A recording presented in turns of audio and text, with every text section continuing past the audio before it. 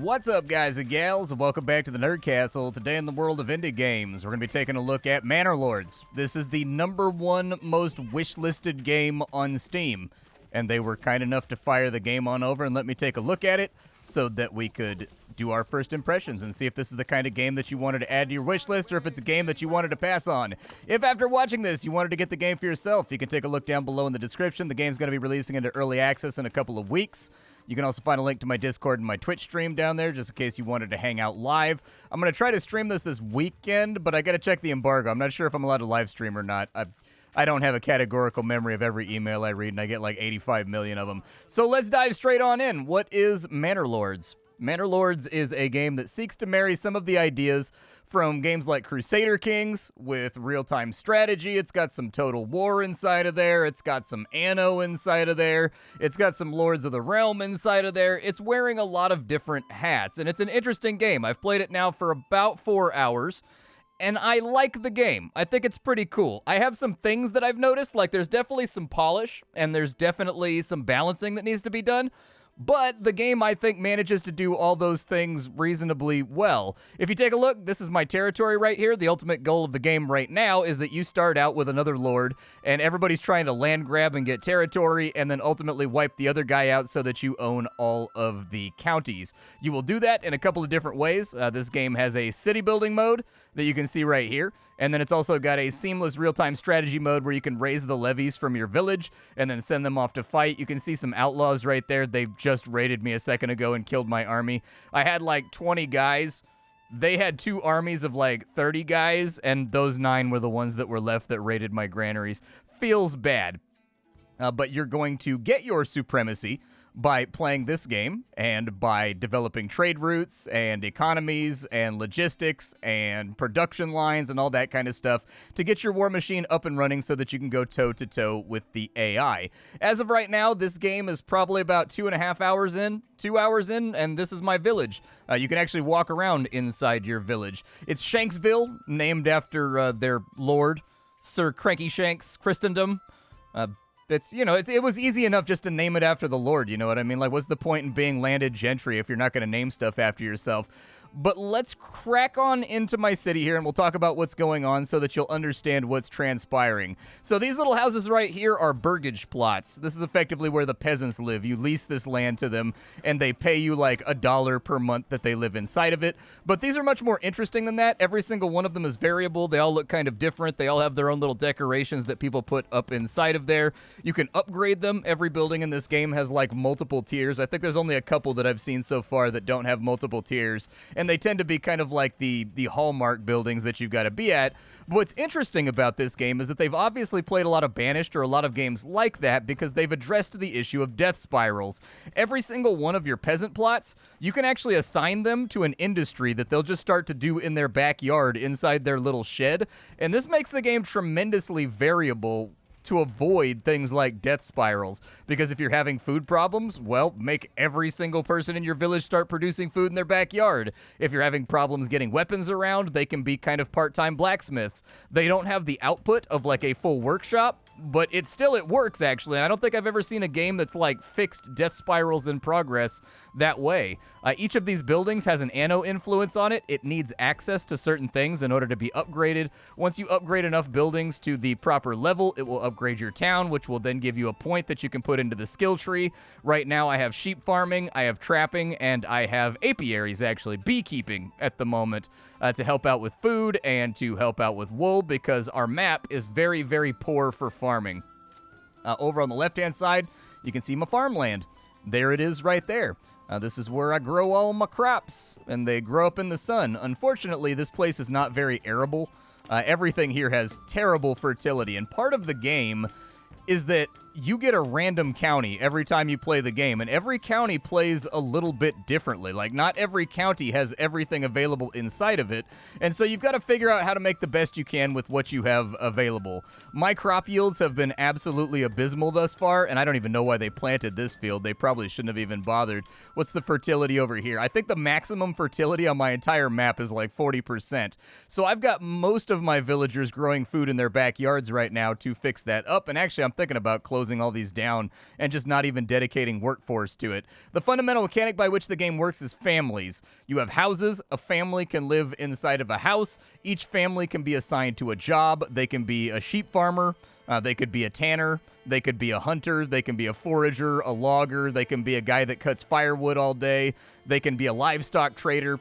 The list goes on and on and on. The game has tons of buildings and tons of production chains for you to fool around with right now in early access.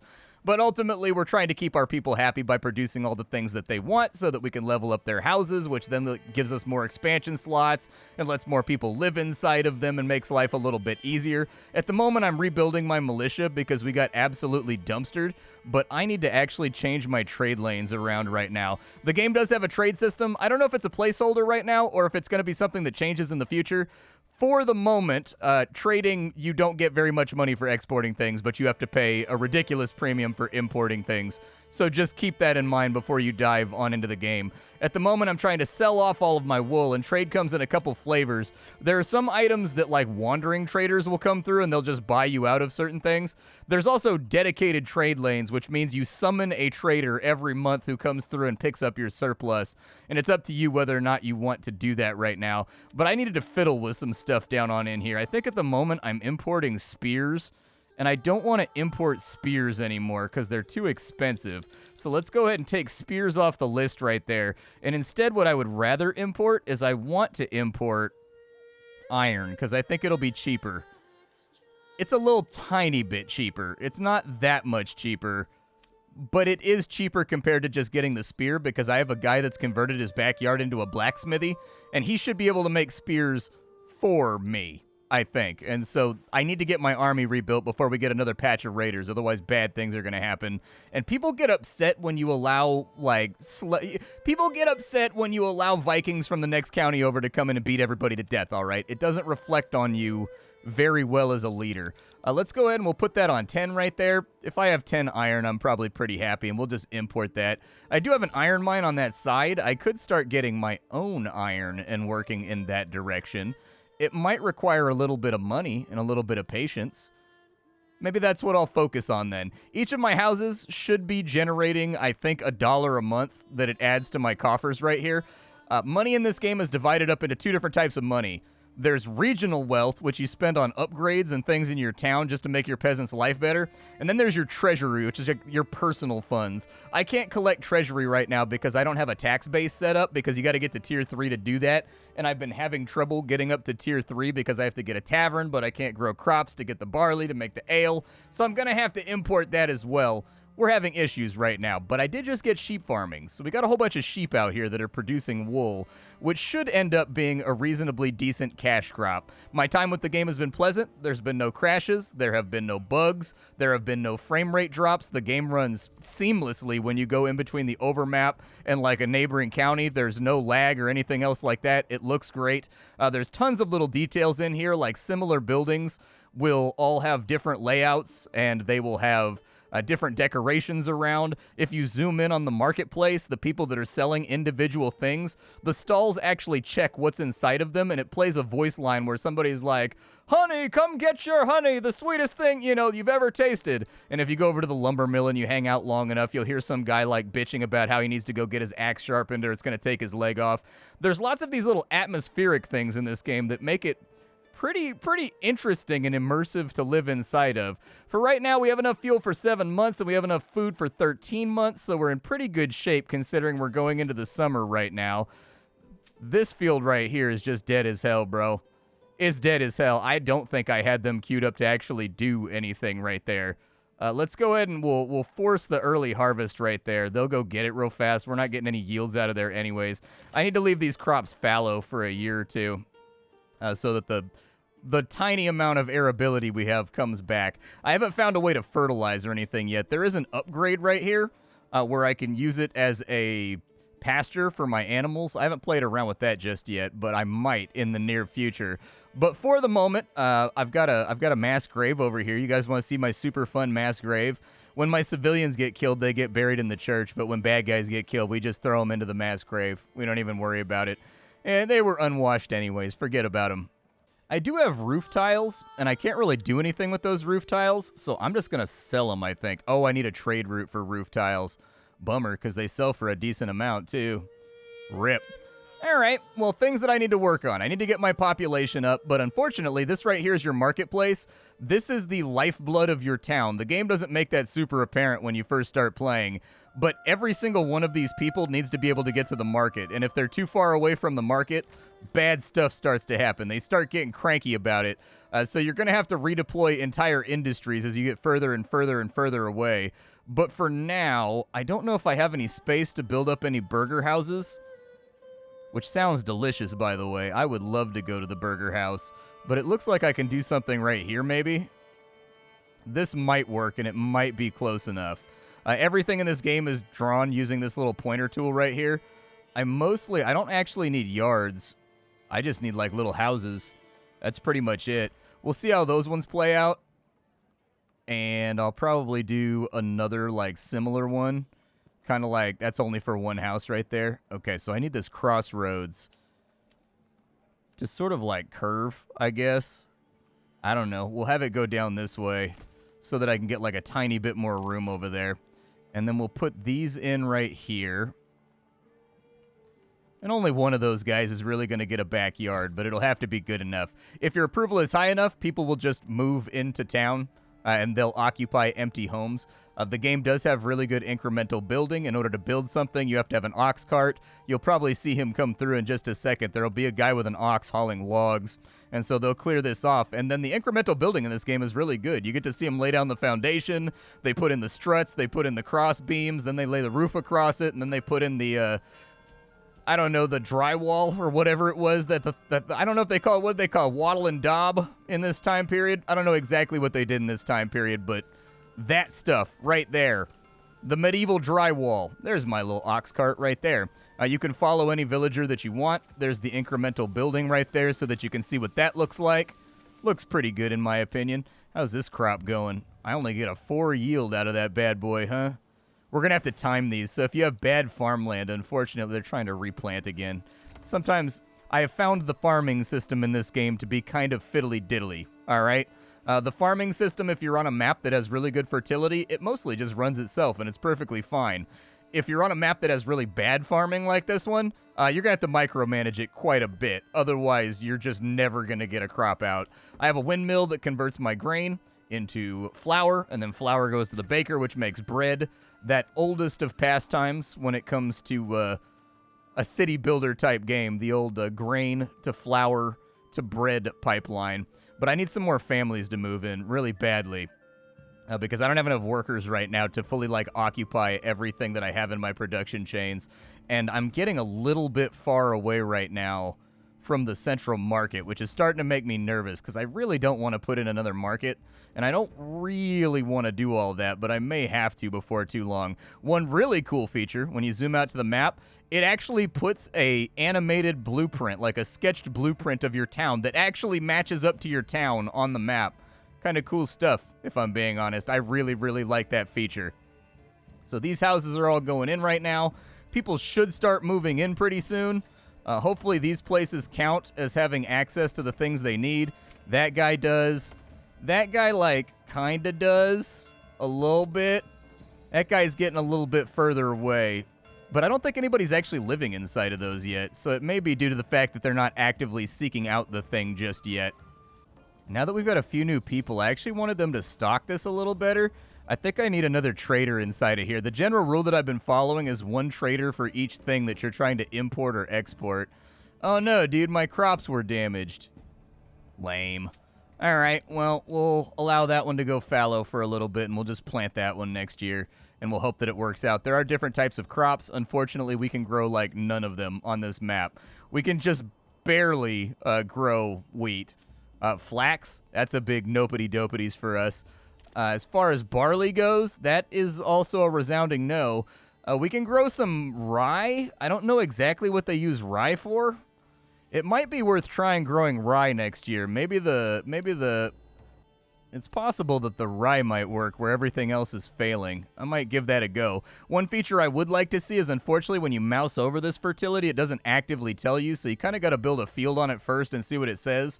I would like it when you moused over it to have a percentage by your mouse that just lets you know what's going on and, like, lets you know exactly what's happening here. This little guy is now making spears with the iron that we're buying from traders that come through. So that'll be good. And then the families are starting to move in. Now, things that I can do here. Let's take a look. Sheep farm, windmill, field. Only grows barley, though. I need the rye. Maybe rye is not in the game yet. It's possible rye may not be here just yet, so we may be stuck with what we have, because I don't see it on the list. It may also be locked by one of our little productions over here. It's kind of hard to say. Now that I have more workers, though, I'm actually much more inclined to put in an iron mine over here so that I don't have to import the mine. And in the meantime, a mining pit over here would probably be a good idea, just to get some iron flowing into our colony. Because our military machine is non-existent. The AI cheats like a bastard. This guy will be walking around with, like, triple troop stacks, like, the first week of the game, and, like, wiping out all the camps on the map. That normally wouldn't matter, except that you get this resource called influence every time you wipe out a bandit camp. And in wiping out the bandit camp, you use the influence to buy tiles, which means that this guy tends to expand pretty quickly, in my experience. Like, he moves fast, so watch out for it. Mining pit is done, and I've got myself a bloomery being thrown down so that we can purify some bog iron. Let's go ahead and we'll throw 2 people on the iron pit for right now. And then as soon as this is done over here, we should be able to start producing our own iron, which should really ramp up the rate at which I'm producing spears. Let's go ahead and throw them on in there. We should have plenty of fuel. I've got firewood coming out of my ears right now, so it shouldn't be that big of a problem. These guys don't have access to a tavern. These guys over here, they're kind of like, okay. These guys have everything. These guys have everything. Let's build the tavern and see if we get credit for trying. It feels wise to me. Like, the tavern is not going to be able to give people beer because I can't grow barley. We're going to have to trade for barley. But that's kind of just the way she goes. Tavern is done, but we don't get credit for it because it doesn't have beer inside of it. So unfortunately, we're going to have to figure out the beer situation. I may start importing beer instead of importing iron because we're producing our own iron now. So let's take that off the list real fast. I can export clay. I'm going to export like all the clay in the world. So if someone wants to come buy my clay, come buy my clay. I literally don't care. It's 14 for 1 malt. Is it really? That's really expensive. That's like shockingly expensive. I do think that the economy is going to need an overhaul. Like, exporting makes almost no money in this game, and importing costs like a fortune. And so I think those two values are going to have to be brought a little bit closer in line with one another. Maybe I'll start exporting some food and veggie too, because I don't really need like as much as I have right now. We'll keep that at like 100. We'll keep that at like 100, and we'll have people just like stock that up. Meat should be fine. Meat does sell at a little bit higher of a price. Honey sells at a little bit higher of a price too. I have 38 iron ore already, so we can start exporting that as well, and that sells for 3. And we have a rich deposit, so we'll go ahead and call that like 30 right there. How are we doing on our military being? Oh, dude, we almost have 1 military unit. All right, dude, we've manufactured almost 36 spears. This is the best day of my life.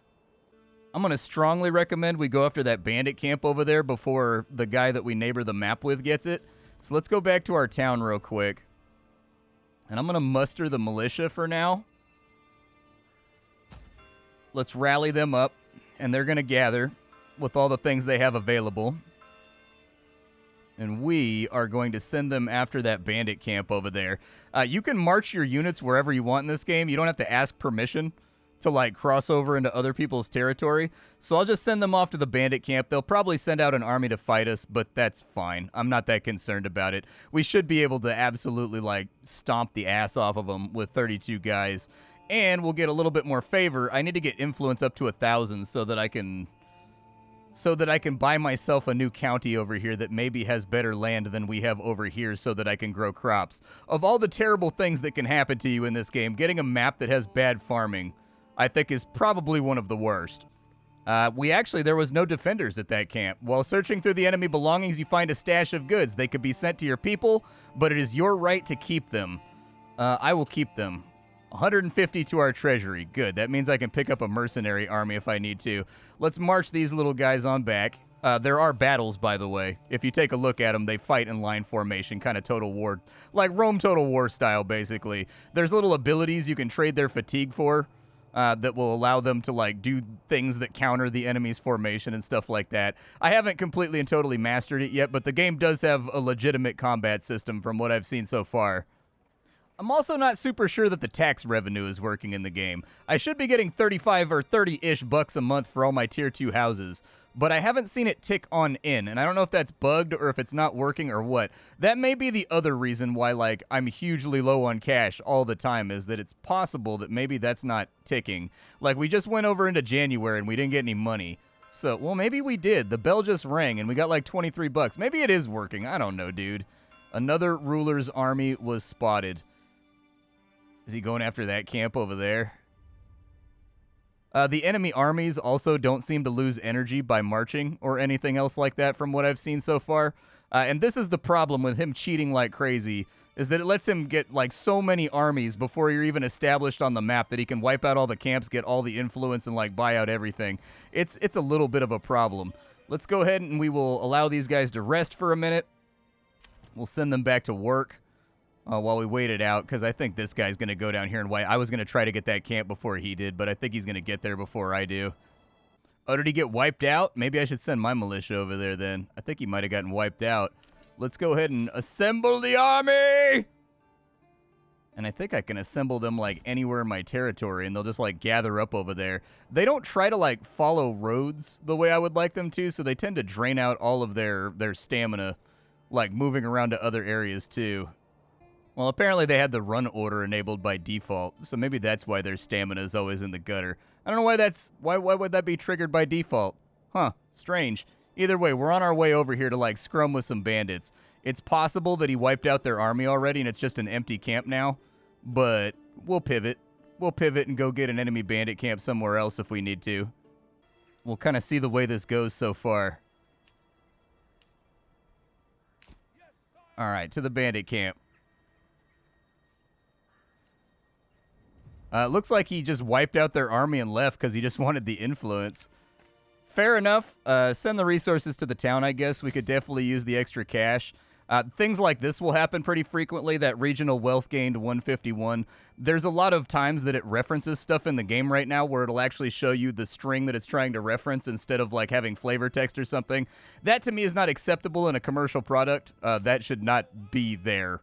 Just in my opinion. That's actually a big complaint, is that happens a lot in the UI. I don't know how much beer it takes to upgrade all these people, but I need 3 level 3 burger houses, otherwise I can't build a manor, which means I can't collect taxes, which means I can't move up to the next tier.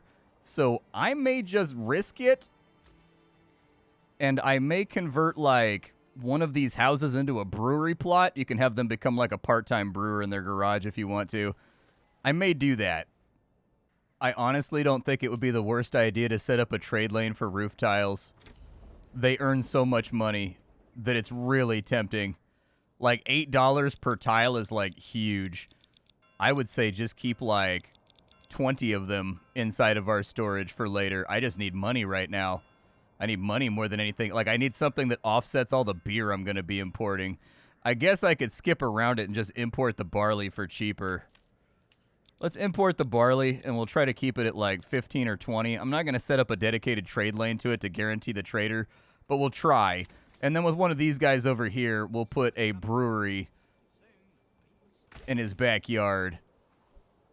And then, I don't know with malting. So we do need malting right here.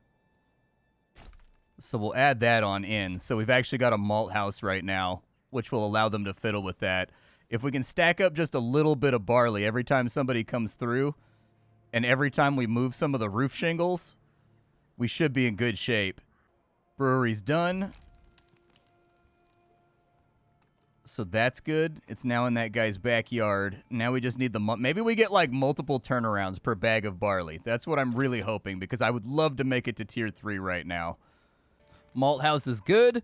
So hopefully they start grabbing some of the barley and then moving it on over to the malt house. It looks like that is actively happening right now. It looks like it's a 1-for-1 trade, so that's going to get expensive. Maybe we get more beer out per malt, though. It's kind of hard to say. We've received reports of a band of raiders roaming the nearby lands. Should we track their steps? Yeah, track their steps. Where are they at? We'll mess these dudes up. Let them come through, dude. Let them slide through and find out. I got spears. I got weapons. I got all kinds of nasty stuff waiting for them. You know what? Assemble another militia. That's right. I got enough guys for 26 more spears. That'll work. We're still producing spears. We're still producing iron. We won't be bullied like that. They also want a supply of clothing, so I may have to do something about that as well. I do have this extra burgage over here. I could just call it a cobbler's workshop or like a tailor's workshop. That'll probably use up some of the wool that we've got going on in order to make the gambesons and things that everybody wants in order to keep themselves happy so that we can go up to tier 3. I just got to upgrade 3 buildings, man. That's all that I need is 3 buildings. Ooh, a free bandit camp, too? Where's the bandit camp at? Pause the game. Where's it at? Ooh, it's close. We can get to it. All right, we got to beat him there. Assemble the army. Assemble the army. And we're going to instantaneously send our spears over there. We got this, dude. We got this. Oh, there they are. They're coming out to fight us. All right, let's go down to the action cam. All right, boys. Balanced approach. Let's get them. Let's get them. Move everybody forward. There we go. Let's get everybody into position. They've just got clubs. That's all that they've got. We've got long sticks with a pointy end on them. That's way better than a club. Some of you may die, but this is necessary so that I can accumulate influence and stop the enemy from, like, power spreading.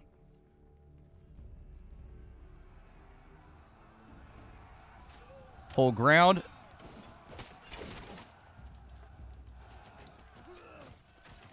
Take them out, boys. I believe in each and every... You don't have your spear. You forgot to bring your spear. You had one job. Bring the spear to war. And you did not do that.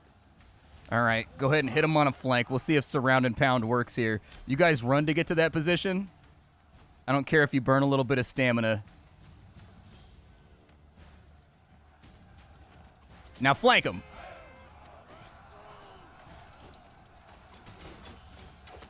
Yeah, that's what I'm... Get that guy in the back who's cheering. Yeah, get that guy. Get his stupid Smurf hat, too. Bring that back. I want that. Give it to me. That Smurf hat is now my Smurf hat, and I will trade it for drugs.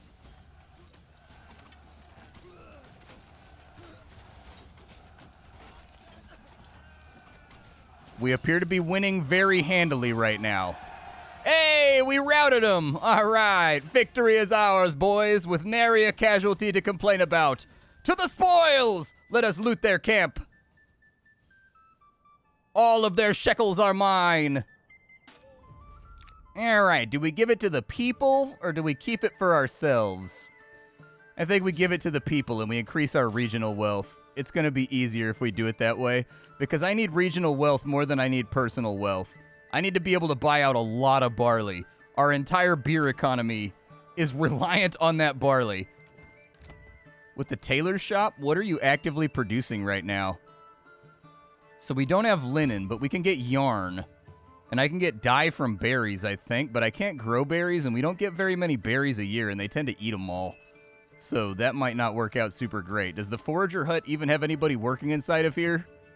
So I am going to need a weaver's workshop. So let's just bang that out real fast. We'll put the weavery, I guess, somewhere. I don't know where it fits. Will it fit right there? Oh, I saw it for a second.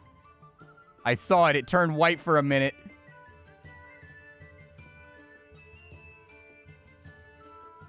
Oh, there it is right there. We got it. Nice. I may actually just tear down the windmill. Until we have barley, it's going to be kind of like... Until we have rye, it's going to be kind of useless. So the weavery is up and running now. They should start making strings, which will be good for us. We've only got one family left, though, so I cleared out this entire area for, like, more houses, and hopefully that works out and I don't get penalized. I need more families. Like, let's just put in, like, 2 little ones right there.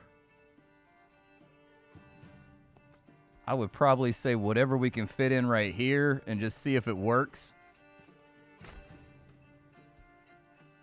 if these guys are in range, like, the line is a similar distance. So maybe they'll be okay. I'm just gonna, like, burgage plot this up. And whatever happens, happens. I accept the consequences. If it ends up draining our resources and we die horrifically, well, I guess we die horrifically. We're probably at the point with our finances where we can start importing wheat. Like, what does wheat cost? 12 per wheat? That is wheat, sir. It grows in the ground. How much is it just to import bread? 14? Then, like, why not just import the bread? Like, I don't know. I think we are going to have to convert some backyards over here into something useful. So, like, I would say let's get, like, a chicken coop, a veggie garden, a chicken coop, and a veggie garden, maybe? That'll work. We'll throw that together. That'll kind of like, since we're not even farming anymore, I think we're pretty much good on food. Fuel is going to be a thing that we need to look into, though, before too long. There's also no way to disable berries for eating from what I've seen so far. So I don't know how to get them to stop eating the berries and start using them for the dye workshop. That's going to be another hassle that I'm going to have to get to the bottom of. Well, we got another bandit camp we got to deal with, too. We got to get there before he does. Where is it? Oh, it's right on the edge of our lands, dude. We got this. Levy the army. Oh, damn, they're trying to fight in the woods. Okay, you boys flank around then. We'll run the same op on them we did last time. Do we see them yet? Are they on us? You know, they're coming out of the woods. They're doing their thing. You guys be on stand ground mode.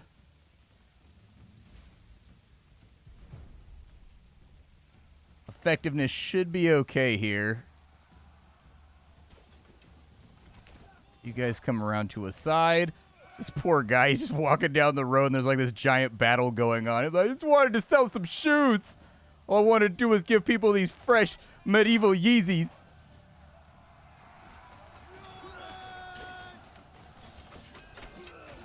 There we go. Crash into him. Let him feel it.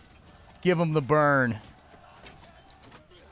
Let's put some casualties on the board, boys.